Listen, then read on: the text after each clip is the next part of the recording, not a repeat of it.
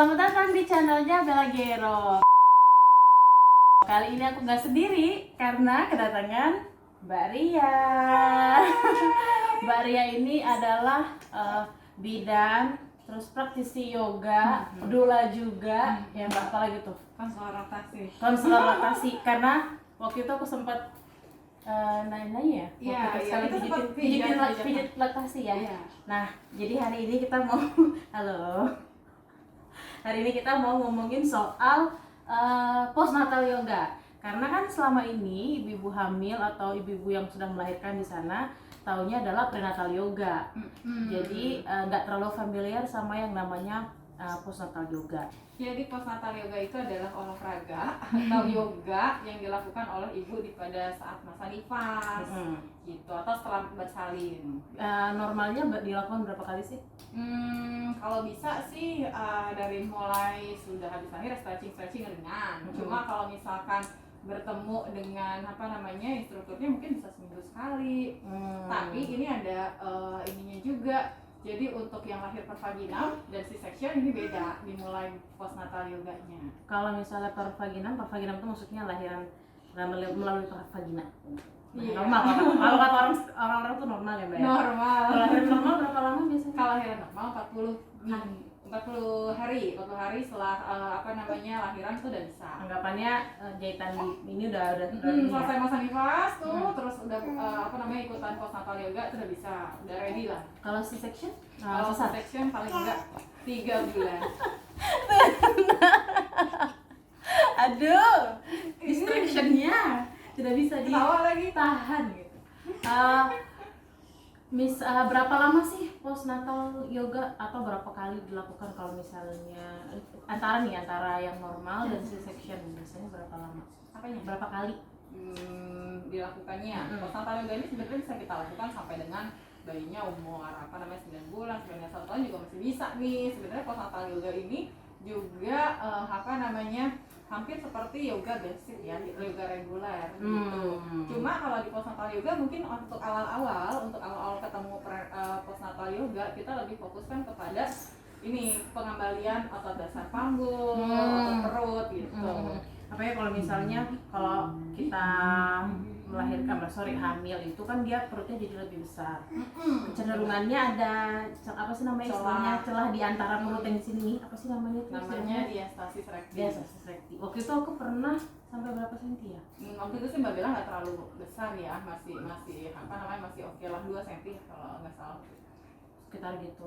4 kali yoga baru dia agak kecil, baru bisa latihan kayak biasa ya, latihan yoga biasa atau latihan kayak hit cardio dan segala macam gitu. Kenapa sih kalau misalnya diastasis recti itu nggak boleh langsung dilakukan olahraga yang reguler? Kenapa harus postnatal yoga dulu? Jadi kenapa sih kita harus postnatal yoga dulu, supaya si diastasis recti ini yang tadinya jaraknya mungkin agak lebar, kan mungkin kalau Mbak Bella kurang lebih 2 cm ya, tapi ada juga beberapa ibu yang sampai 4 cm mungkin jaraknya. Nah itu supaya si jarak itu bisa lebih dekat lagi atau bisa lebih mengecil lagi, sehingga pengembalian otot perutnya juga sudah bagus. Habis itu baru bisa melakukan aktivitas fisik atau olahraga lain yang memang disukai, selain misalkan beryoga gitu. Berarti sebenarnya kalau misalnya setelah melahirkan nggak cuma pakai korset itu doang ya, korset atau yang itu apa sih namanya itu? Jadi akan lebih baik sih sebenarnya kalau misalkan kita ikut postnatal yoga juga, terus kita juga pakai bengkung atau korset gitu. Jadi sebenarnya ibu-ibu bengkung itu bukan cuma buat ngecilin, bukan ngecilin sih sebenarnya. Dia cuma membantu mengembalikan otot perutnya, cuma tetap harus olahraga. Jadi nggak bisa kalau orang dulu kan harus pakai bengkung biar kembali, tapi sebenarnya dalamnya itu enggak terlalu ya. Kalau misalnya dipaksa, waktu itu aku pernah baca postingannya siapa ya, kalau dipaksa olahraga kayak core, kalau misalnya kita sit up atau crunch, itu malah membuat dia semakin lebar. Makanya kita harus diyogain dulu, ditutup dulu, baru bisa olahraga kayak biasanya. Gitu. Betul. Biasanya Mbak Arya, berapa banyak sih ibu-ibu yang aware kalau misalnya harus postnatal setelah melahirkan tuh berapa banyak ibu-ibu sih? Untuk postnatal ini memang belum begitu banyak ya ibu-ibu yang cukup aware sama olahraga setelah bersalin. Kadang-kadang kan kita goalsnya kalau lagi hamil, pokoknya bersalin bisa nyaman, terus habis itu kepala bayi masuk ke panggul, begitu udah ya udah mungkin juga Fotonya harus flawless ya. Nanti Mbak Bella kalau lahirin harus pakai lipstick ya. Percayalah, aku sudah melakukan itu karena pembukaannya lama, hilang semuanya. udah berluntur di sini. Iya gitu. Dan terus juga mungkin karena kesibukan ibu menjadi aktivitas baru ya, kayak misalkan apa namanya yang tadinya punya waktu lebih menyusui, terus bayinya mungkin juga banyak adaptasinya sehingga mungkin kurang waktunya untuk bisa me time gitu.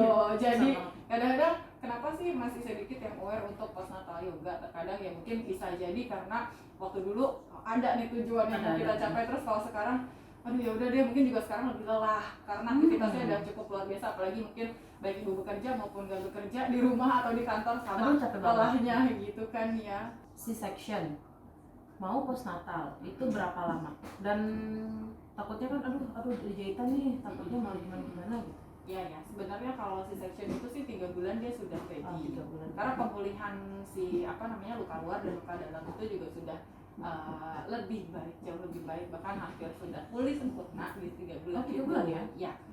Karena waktu mungkin di 1 minggu atau 2 minggu itu luka udah nggak terlalu berasa nyeri gitu kan ya. Sebulan juga mungkin udah nggak berasa nyeri, tapi kan dalamnya perlu pemulihan.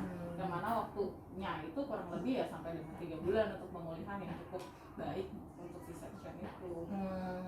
Itu ada gerakan yang harus dihindari nggak kalau misalnya antara C-section sama yang lahiran pervaginam?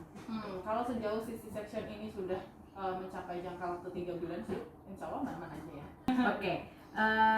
Boleh dikasih contoh dikit nggak Mbak yang gerakan-gerakan yang dilakukan ketika postnatal? Oke, mau Mbak Bella mau ikut coba juga, mau bareng-bareng apa cuma aku aja? Supaya aja biar nanti bisa detail-detail. Jadi ini adalah salah satu pose yang bisa kita lakukan. Mungkin kalau ibu-ibu sering dengar Kegel, kita juga akan melakukan itu. Jadi yang pertama kita lakukan bisa ringan banget kok untuk memulai berpostnatal gitu. Dengan cara tiduran, lalu setelah itu kaki kita ditekuk begini, dan kita cukup bernafas dan observasi aja dulu dengan nafasnya. Pelan-pelan kita observasi nafas. Usahakan kita bernafas dengan rileks dan nyaman.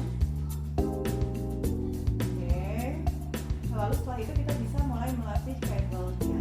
Jadi pada saat Kegel ini kita menarik nafas, inhale biasanya kita kembangkan perutnya, lalu pada saat exhale kita squeeze otot dasar panggulnya. Nah, jadi kita pada saat exhale sambil kita squeeze seperti kita lagi menggunakan pipis atau kita lagi terasa si bagian bawah itu kayak ketarik gitu ke atas. Oke, lalu inhale kita lepaskan lagi pelan aja sambil diobservasi. Exhale, squeeze lagi otot dasar panggulnya. Kembali lagi inhale, ambil nafas, lepaskan, release. Oke, lalu exhale, squeeze.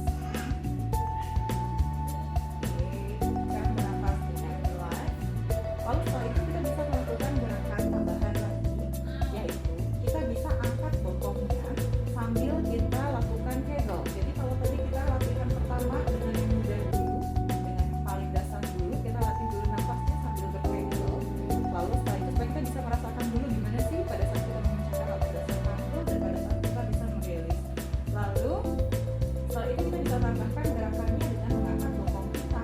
Jadi pada saat inhale ambil nafas, lalu exhale, squeeze, sambil angkat. Oke, inhale, ambil nafas, release lagi. Sambil diletakkan.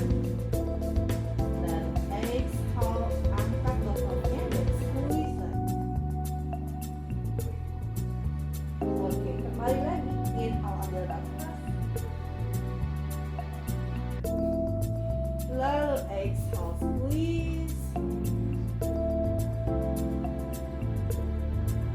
Inhale, lepaskan kembali dan letakkan bokong. Kita tempatkan si baloknya di tengah-tengah otak kita, seperti dari sini ambil nafas, inhale. Lalu exhale, boleh angkat kaki kanannya. Squeeze.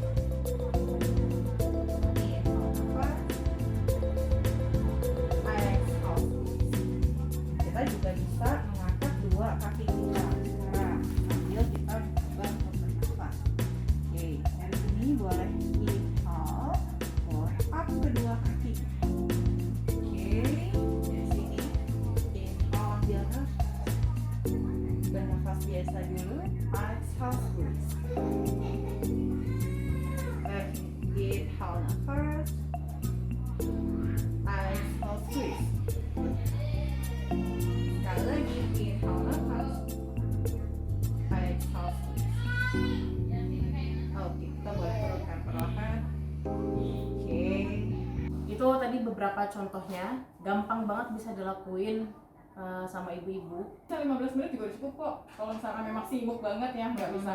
Tapi tentu di awal kita harus ini dulu ya, pemanasan dulu ya, walaupun cuma sedikit. Atau kalau misalnya nggak berani ngelakuin sendiri, bisa kontak Mbak Ria @Ria Yoga kalau nggak salah Instagramnya ya Mbak ya, atau via Bird on with You, itu bisa juga. Online atau offline sekarang? Aku masih online, juga ada offline sih. Kalau di sana ada offline Di ini ya, di Bintaro. Memang ini Postnatal Yoga salah satu tujuannya juga untuk mempersiapkan kehamilan selanjutnya. nah tuh kalau misalnya tapi ada juga sih orang-orang yang kebal gitu, yang memang kuat tubuhnya gitu. Kalau aku sih sejujurnya memang harus ngembaliin tubuh dulu, baru kalau mau mulai punya program anak kedua. Mungkin ada sepatah dua patah kata untuk ibu-ibu yang sedang hamil, persiapan melahirkan, setelah melahirkan, silakan. Ya, jadi kalau untuk ibu-ibu yang sedang hamil terus mau bersalin, atau ibu-ibu yang juga sudah melahirkan, semua punya pengalamannya sendiri, semua punya ceritanya sendiri. Mungkin satu ibu dengan lain ibu juga bisa berbeda. Satu ibu lain anak juga bisa beda-beda ceritanya. Jadi kita nggak perlu juga tengok-tengok tetangga ini begini, kita begini.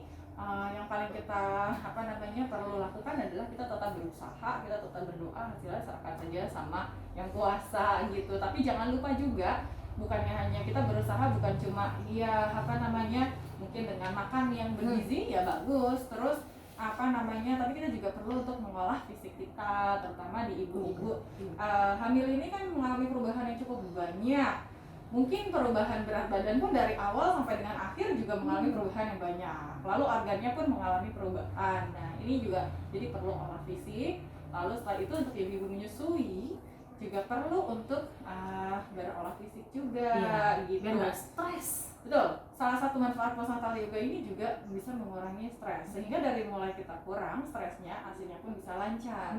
Karena ada beberapa gerakan juga tuh yang kita akan bisa membuka-buka dada kita, lalu bisa stretching juga bagian sih. atas. Karena pegal, waktu itu pegal sini nih, kan menyusui begini tuh kan posisinya nggak ganti-ganti. Itu penting banget tuh. Kadang banyak kayak, jadi kebayang nggak ibu-ibu 2 tahun nyusuin terus gini. Nah, sebelah sini jarang. Atau waktu itu cradle yang gini, yang iya. budenya langsung datang, hah kok gitu mbak nenek? Yang itu loh bude, yang posisi gerinya begini, emang bisa begitu mbak? Bisa posisinya, dan jauh lebih nyaman buat bayi biasanya. Nah, tapi kan sekarang udah banyak banget nih kelas-kelas persiapan, jadi silakanlah ikuti dimanapun bebas, karena itu akan sangat membantu, apalagi terutama di era-era pandemi ini. Kita kan nggak bisa ngundang banyak-banyak orang ke rumah kan, kadang-kadang kita juga agak enggan mungkin saudara-saudara ke rumah atau gimana gitu kan.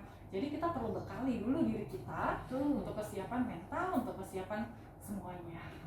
Gitu aja obrol untuk episode kali ini bareng sama Bella dan Mbak Lia.